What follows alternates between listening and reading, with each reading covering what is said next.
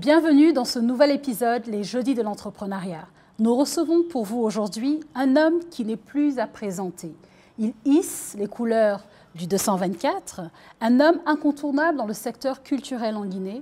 Mesdames et messieurs, bienvenue, nous recevons pour vous Sansi Kaba. Monsieur Kaba, bonjour. Bonjour.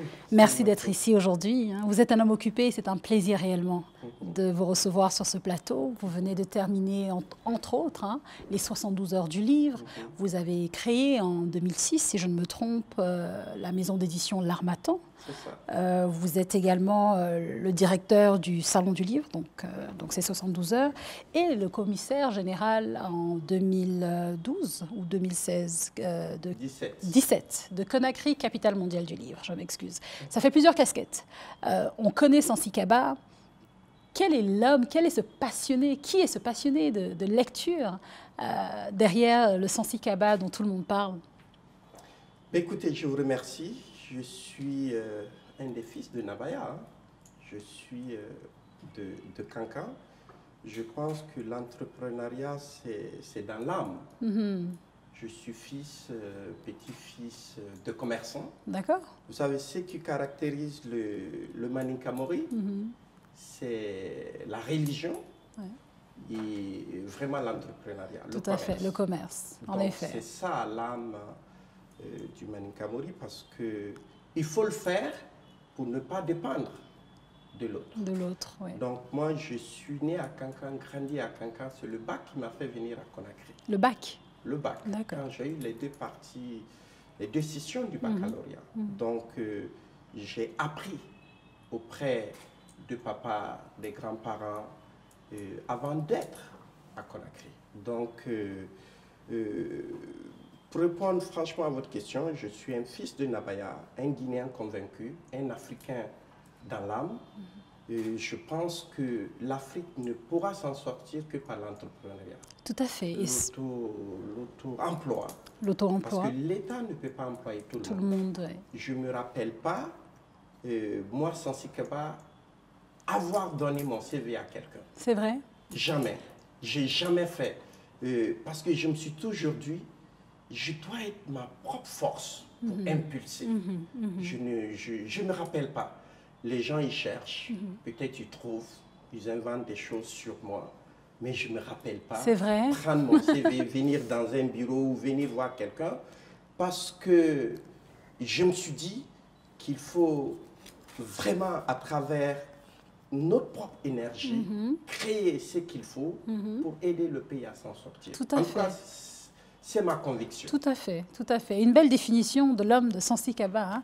Et Monsieur Kaba, vous auriez pu entreprendre dans pas mal de choses. Vous l'avez dit, vous êtes fils de commerçant, c'est ce que vous avez appris. Mais pourquoi l'entrepreneuriat culturel? Est-ce réellement un secteur qui fonctionne? Parce que c'est la culture qui fait l'homme. Je suis mathématicien. Ah bon? C'est ce que je fais au lycée. Je fais Polytechnique à l'image de mes deux grands frères, Senkou et Chek, qui étaient des ingénieurs. J'ai voulu faire ça. Mais je me suis dit plus tard qu'il me faut faire de l'économie.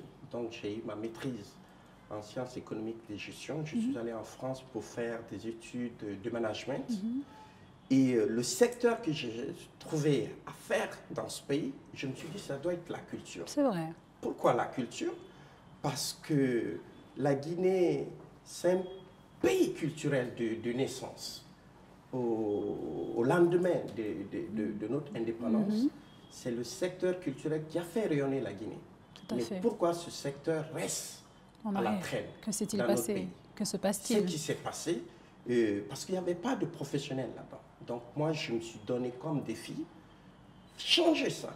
Déjà à l'université Gamal Abdel Nasser de Conakry, j'avais créé l'association Les Amis du Futur pour entreprendre dans le domaine de la culture à l'université. C'est vrai, pendant que vous étiez en mathématiques. Oui. Parce qu'on a tendance à penser que les gens qui sont littéraires ne sont pas très maths. Mais oui, c'est là où les gens se trompent.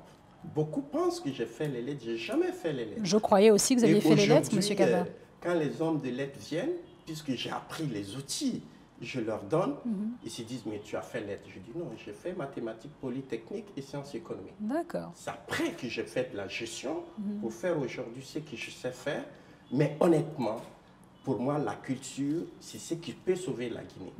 Et je pouvais faire l'entrepreneuriat dans d'autres domaines, mais je me suis dit, ce pays a besoin d'être sauvé, et c'est à travers sa culture. Et je veux changer le paradigme. Et dans le secteur culturel, j'ai choisi quelque chose de plus difficile, parce que je sais que c'est à travers le livre et la lecture qu'on pouvait faire ça rapidement. Ça va être ma prochaine question. Dans Oui. le secteur culturel, il y avait tellement de choses qui semblent peut-être attirer plus, mais l'on dit souvent que les Africains ou les Noirs ne lisent pas. Et vous avez choisi le livre. Oui, beaucoup disent ça, mais moi je pose la question autrement. Qu'est-ce qui est fait pour que les Africains lisent? Qu'est-ce qui est fait pour que les Guinéens lisent? C'est ça. Pour jouer au football, il faut des stades. Il faut des stades. Pour lire, qu'est-ce qu'il faut? Il faut des bibliothèques, Des et bibliothèques, des des médiathèques. Mais médiathèques. s'il n'y en a pas, est-ce qu'on peut reprocher les Guinéens et les Africains de ne pas lire? Donc c'est ce qu'il faut changer. Et c'est là où nous avons démarré. Créer des points de lecture. Et ces points de lecture vont se transformer plus tard en des maisons d'édition pour des jeunes qui gèrent ces points de lecture aujourd'hui. C'est de la création d'emplois pour ces jeunes-là. Et nous allons amener ces jeunes-là à être des véritables entrepreneurs, à se prendre en charge et prendre d'autres jeunes en charge. Parce que ces centres de lecture aujourd'hui participent à la formation de ces jeunes-là. En effet. C'est en quelque sorte des petits incubateurs qu'on est en train de mettre dans les quartiers. Notre rêve, quand nous avons fait Conakry Capitale mondiale du livre, c'était de mettre ça dans tous les quartiers de Conakry. Mais beaucoup ne nous ont pas cru. Beaucoup de quartiers n'ont pas donné d'espace pour faire. Les 26 premiers quartiers qui ont donné des espaces aujourd'hui ont leur point de lecture. Mais nous allons 26 continuer. quand même, hein. Ah, bien sûr. Nous allons continuer à faire ce travail-là pour que chaque quartier de Conakry ait l'espace de lecture pour pouvoir vraiment permettre aux jeunes non seulement de se former, mais de se réaliser. C'est ça l'entrepreneuriat. Se former, mais Se former. également se réaliser. Quand un jeune se forme, il peut se réaliser. Il ne va pas aller de gauche à droite parce qu'il sait ce qu'il veut, il sait ce qui peut vraiment l'aider à se surpasser. Donc moi, j'ai choisi la culture parce que honnêtement, je sais qu'il y avait un déficit. Et un entrepreneur cherche des opportunités. Et l'opportunité pour moi, c'était dans le livre. Je voyais qu'il n'y avait pas de maison d'édition réelle dans mon pays. Ça me choquait. Quand je partais en France, je regardais les rayons des librairies. Je voyais peu de livres sur la Guinée. Et ça me touchait en tant que Guinéen. Je voyais beaucoup de livres sur la Côte d'Ivoire, sur le Mali, sur le Sénégal. Mais peu sur la Guinée. Je me suis dit qu'il faut changer ça. Est-ce que c'est ce qui vous a poussé? C'est ce qui m'a poussé. J'ai créé ma maison d'édition. Ça, c'est la première des choses. Le départ vient de là. Créer une entreprise de droit guinéen pour répondre à cette demande-là. Parce que les Guinéens, ils partaient à Abidjan, en France, et au Sénégal, pour se faire publier. Tout Pour à moi, fait. ce n'était pas normal. Tout à fait, tout à Il fait. fallait résoudre ça. Donc, la maison d'édition étant là, il faut faire en sorte que les ouvrages édités, que ces ouvrages, qu'on fasse la promotion de ces ouvrages. Donc, la suite, c'était de créer l'espace de promotion. C'est ce qui a donné les 72 heures du livre. Et tout ça, c'est vraiment créer des métiers liés à la culture et au livre qui puissent porter les jeunes. Parce qu'il faut noter que les 72 heures du livre célèbrent les éditeurs et les auteurs guinéens. C'est ça. C'est vraiment cela c'est l'objectif. à l'occasion de la journée mondiale du livre. On célèbre la journée mondiale de la santé, la journée mondiale de la femme. Tout à fait. De l'enfant. Dans ce pays, de l'enfance et tout ça. Le livre était célébré dans le monde entier, mais pas en Guinée. Mais pas en Guinée. Et vu que nous étions en retard, il faut non seulement célébrer le 23 avril, mais proroger pour qu'on puisse rattraper les autres et voire même les dépasser. Donc, au lieu d'une journée, nous, on en a fait 3 et 3 fois 24, ça fait 72 heures. Donc, c'est ça le concept. Mais vraiment, l'esprit, c'est de faire en sorte que des jeunes autonomes puissent mettre en place une structure privée pour pouvoir vraiment mettre de la valeur ajoutée. Alors, quels ont été vos défis, M. Kaba, lorsque vous avez décidé en 2006, si je ne me trompe, de créer cette maison d'édition, l'Harmattan? Le premier défi, c'était de convaincre des amis, des proches à moi, que le livre est une industrie. Beaucoup pensaient que le livre, il n'y a pas d'argent là-dedans, ça ne peut pas porter un pays haut. Il n'y avait pas de considération au niveau du livre. Donc, se faire respecter, faire en sorte que les gens puissent sortir des préjugés pour dire que créer une maison d'édition, c'est comme créer n'importe quelle entreprise. Et cette entreprise peut prospérer, peut amener la Guinée très loin. C'est ce qu'on a essayé de démontrer. Donc, c'était ça.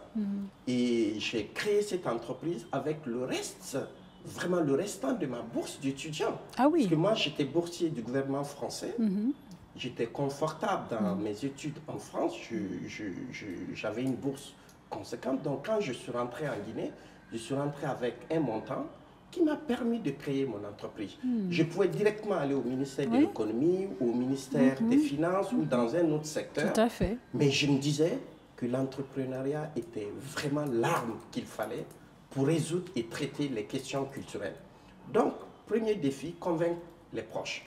Deuxième défi, installer l'entreprise et convaincre des équipes qui seront à mes côtés pour pouvoir réaliser ce rêve. Parce que c'est les résultats d'une recherche. Je suis venu avec un plan sur 20 ans. C'est que j'étais décidé. J'ai dit une 10 premières années, faire de Conakry capitale mondiale du livre. Et les 20 prochaines, c'est-à-dire 10 plus 10, 20 ans, faire de Conakry capitale africaine du livre.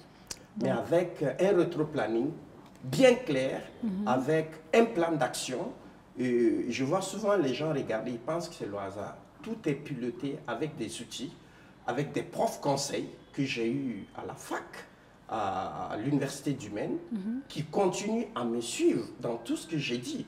Et le petit secret, le fondateur des éditions L'Harmattan était mon directeur de stage. Ah oui, quand même. Donc, tout a été Il y a toute une histoire. Hein, installer la maison d'édition, faire la promotion des ouvrages, attirer le monde en Guinée, créer, faire en sorte que la Guinée devienne vraiment une plateforme du livre. Tout à fait. Mais tout ça, vraiment, c'est méticuleusement préparé avec des outils réels, parce que pour être un véritable entrepreneur, il faut apprendre, il faut se former, il faut se préparer.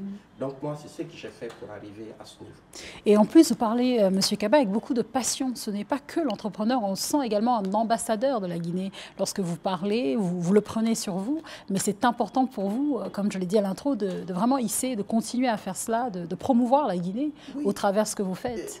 Parce que vous auriez pu arrêter et faire autre chose. Oui, je suis tout à fait d'accord.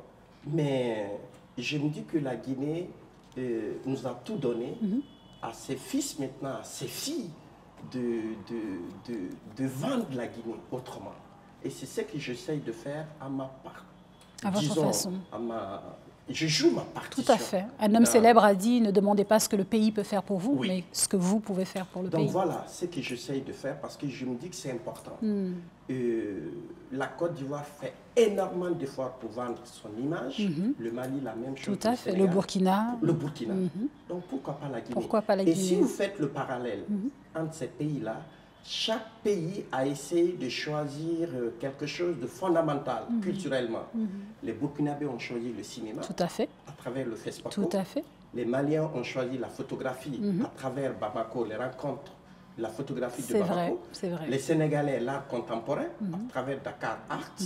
Les Ivoiriens, le Massa, à travers tout ce qui se passe. Même le rire aujourd'hui. Même le rire. Capitale de rire. C'est vrai, même Donc, le rire. Pourquoi pas? Il faut que la Guinée aussi ait des ambitions. Tout à fait. Et avec un collectif, on s'est réunis. Nous nous sommes dit depuis 15 ans que le livre pouvait être ce symbole-là pour valoriser la Guinée. Parce que la Guinée, quand même, c'est le pays de Camara Laye. Quand même. De Tchernomone Nembo. Quand même. De William Sassine. Tout à fait. De Guébri Tamsir Niane. Oui. d'Alioune Fantouré, de Lamine Kapi Camara. Je ne peux pas citer tout le monde. Mais la Guinée est un pays extraordinaire sur le plan de la plume et de l'écriture. C'est le pays aussi de Keita Fodeba. Tout à fait. Ne pas oublier. Sans ne pas oublier. Qui a fait rêver l'Afrique avec. Donc on s'est dit qu'on pouvait choisir comme symbole pour faire rayonner notre pays le livre. Et quand on a le livre, on a le cinéma, on a la photographie, on a l'art contemporain, on a la musique. Tout à fait. Parce que tout commence par un acte d'écriture. Tout commence par un acte d'écriture. Donc le livre est un symbole fort. En tout cas, dans notre schéma d'entrepreneur, on a fait comme symbole le livre, parce que nous savons que le livre, c'est aussi le symbole de l'éducation. Pour qu'un pays puisse être un pays émergent, un pays développé, on ne peut pas ne pas considérer le livre. le livre est fondamental dans le développement. Donc moi, je vends l'image de la Guinée parce que je sais que c'est nécessaire.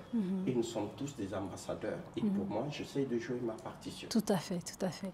Vous y avez cru depuis plus de 15 ans en fondant la maison d'édition, ensuite en mettant en place les 72 heures du livre. Vous nous avez apporté avec des collaborateurs Conakry, capitale mondiale du livre. Vous continuez de rêver, de nous faire rêver, de travailler pour. Et on entend parler du RILAC. Vous allez nous en parler. Je sais notamment que vous voulez collaborer avec le SADEN, le Salon des entrepreneurs dessus.